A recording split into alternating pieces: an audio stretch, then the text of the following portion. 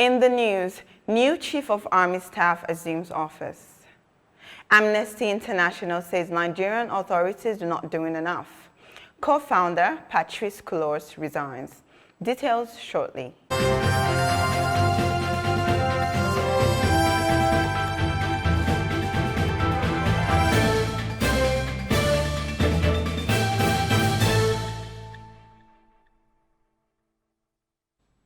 This is TOS Television, your digital first Pan-African news network. I am Ruwa Panawa, and this is TOS News 360. Major General Farouk Yahaya has formally assumed duties as the 22nd Chief of Army Staff of the country. The takeover ceremony was held at the Army headquarters in Abuja on Friday. Before the program, the new Chief of Army Staff led others to observe a minute silence in honor of his late predecessor and others who died in the plane crash last Friday. Lagos State, which concluded the first phase of COVID vaccination campaign on April 13, is set to commence the second dose of the COVID-19 vaccine on Friday, May 28 at the 88 sites. This was disclosed in a statement signed by the Chairman, Committee on Infectious Diseases, Nigerian Medical Association, Dr. Japhet Olubogi, on Friday in Lagos State. The doctor asked residents who lost their car to report the initial site and provide their dates of vaccination, stating that residents should endeavor to get second shots of the COVID-19 vaccine.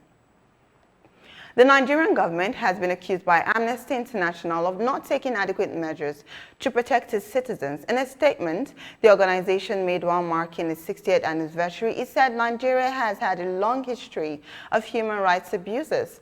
While lamenting that Nigeria's civic space is reducing, Amnesty International faulted the incessant clampdown on protesters as they described that as a major violation of people's rights. President Muhammadu Buhari met with his predecessor, Goodluck Jonathan, at the presidential villa Abuja on Friday. On receiving Goodluck, who currently serves as a special envoy and ECOWAS mediator to Mali, he asked disputing parties in the ongoing political crisis in Mali to settle their differences and unite for the peace and unity of the country.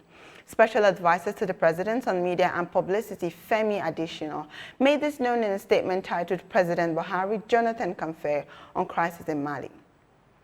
Jonathan reportedly briefed the president on the current situation in Mali after meeting with the key political actors of ECOWAS. This is your digital first Pan-African news network, TOS Television, and you are watching TOS News 360. More stories when we return. Do stay tuned.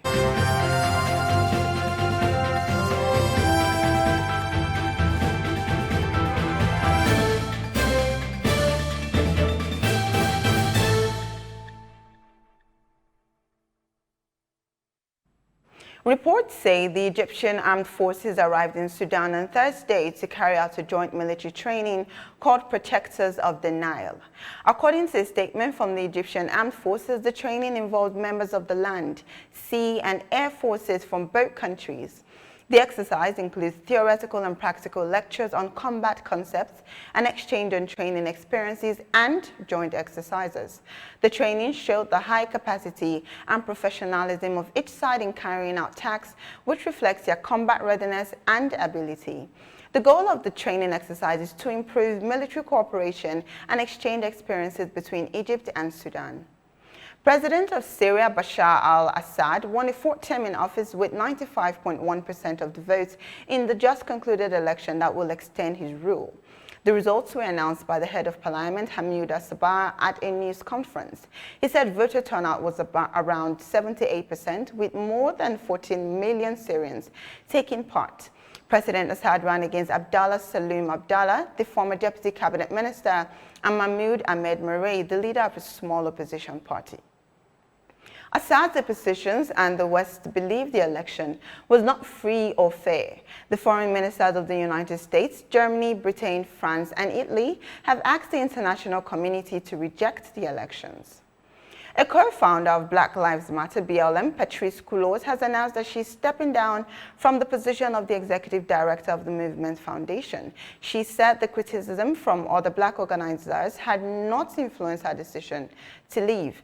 This came after her finances were scrutinized in April after it was reported she owned 4 homes. The 38-year-old activist said she is resigning from the Black Lives Matter Global Network to focus on her forthcoming second book. Ms. Kulos said Friday would be her last day working at the foundation, which she has led for nearly 6 years. Black Lives Matter started as a hashtag in 2013 and has since become a movement known worldwide. Juventus has sacked Andrea Pirlo as manager after he spent just one season in charge of the Italian club. The club acted after a disappointing season in which they finished fourth in Serie A. Andrea Pirlo was a surprise choice to replace Maurizio Sarri last summer, and under his guidance, Juventus failed to win the Serie A title for the first time since 2012. In a statement released by Juventus, Pirlo was appreciated for his courage, dedication, passion with which he demonstrated every day. Massimiliano Allegri is expected to return for a second spell as manager. And that is TOS News 360 on your digital first Pan-African news network. For more updates, visit www.TOSTVNetwork.com. Do follow and like our social media handles on Facebook, Twitter, and Instagram. And remember to subscribe on YouTube. Do stay with us and enjoy more programs on TOS Television Network. I am Ruel Panawa. Many thanks for watching.